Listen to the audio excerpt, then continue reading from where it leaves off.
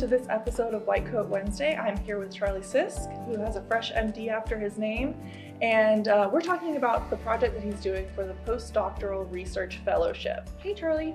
Hey, Hershey. How are you? Good. So I wanted to know what you're doing, and can you tell me a little bit more about your project?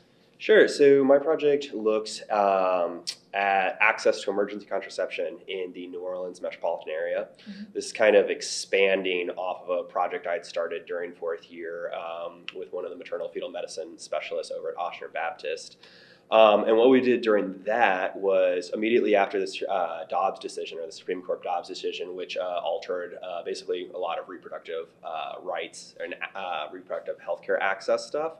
We're looking at how readily available over-the-counter emergency contraception was. Mm-hmm. So we actually did is we recruited a bunch of third and fourth year medical students as well as OB-GYN residents to go and survey all the pharmacies in Orleans Parish, Jefferson Parish, and Terrebonne Parish.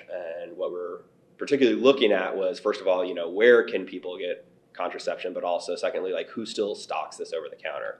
And unfortunately, what we found in that survey is that just immediately after this summer, after the Dobbs decision, access was waning. So what we're doing now is basically kind of trying to define what you would consider an emergency contraception desert. And then we're going to tie those places to adverse obstetric outcomes here within the Ochsner system. So yeah, it's really kind of looking at kind of a social determinants of maternal morbidity. Gotcha. That's really cool. So what got you interested in this particular subject? Yeah, so I came from kind of a non-traditional path to medical school. Mm-hmm. I taught high school before this, both in the South, but also up in New York City. And then I got a master's degree where a lot of what I looked at was in adversity and how it impacts pediatric outcomes. So I've always kind of had in the back of my mind this interest in social determinants of health. And then this project itself actually kind of just fell into my lap. I was doing this kind of cool opportunity we have here to do an optional elective between our third and fourth year, where I was, again, at Baptist on the maternal fetal medicine service and kind of heard people talking about different research opportunities, got involved in research, and then this past summer, right after the Supreme Court decision, my now project mentor had approached me about this new idea they had and wanted to see if I was willing to kind of take that and run with it. Nice. How did you find out about the postdoc research fellowship, and what about it appealed to you? Yeah, so last year I knew one of the fellows and just saw him in the hospital pretty much still every day. And it kind of stood out to me as a really cool, unique opportunity because, here we are, we have 7-8 months off between graduating and starting internship. And I saw that as like, oh, here's a way you can stay involved. Mm-hmm. You can stay on top of whether it's research or clinical medicine things, and also still be at Ochsner every day and conveniently getting paid to do that. So it's a nice way to bridge that gap. Absolutely. What kind of research experience did you have before this? I had a fair bit of experience, both from undergraduate and graduate school. In undergraduate, I come from like a pretty heavy science background, so it's a lot of bench research. But then in graduate school, that moved on to more population health level stuff. I don't think a strong research background is necessarily necessary to be successful in the fellowship. But I think if you have a good grasp of biostatistics and you know how to write research questions, that'll definitely help give you a head start. So who are you working with and how'd you find a mentor?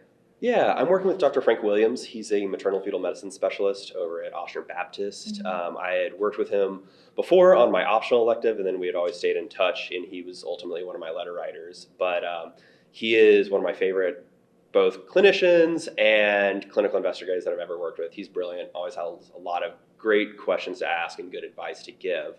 And then we're also working with Beth Glenn, who's a PhD at the Ochsner Xavier Institute for Health Equity and Research.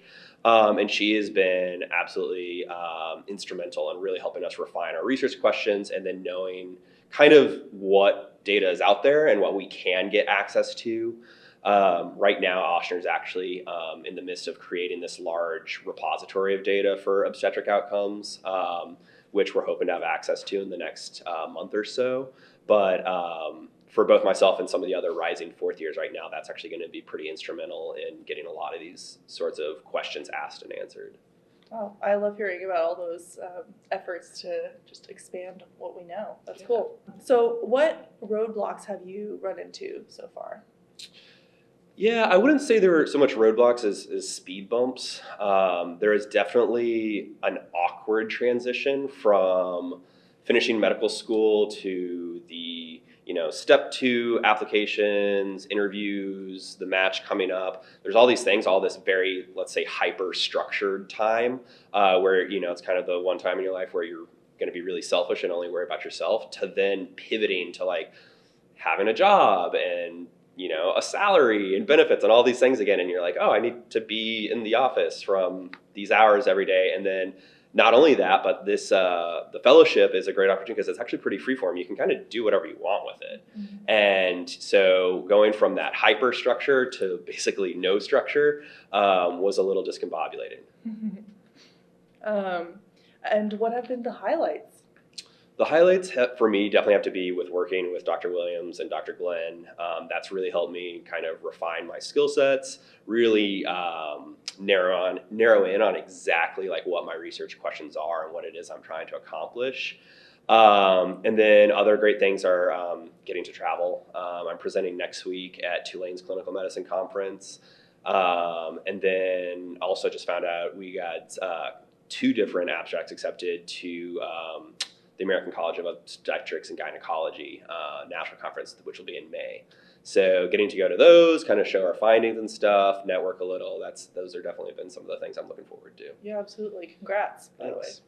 So what are your goals for the match? And also, what do you hope to get out of residency and your future career? Sure. So I guess, my foremost goal, like everyone else, is to match in the first place. Mm-hmm. But I'm actually hoping to stay here at Ochsner. I really have loved my experience here so far.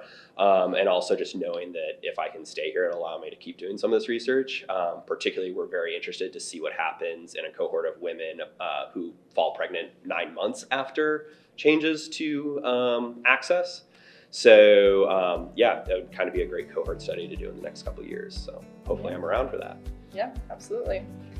Thank you so much, Charlie, for talking to me about all the cool research that you're doing. And thank you all for tuning into this episode of White Coat Wednesday. See you next time.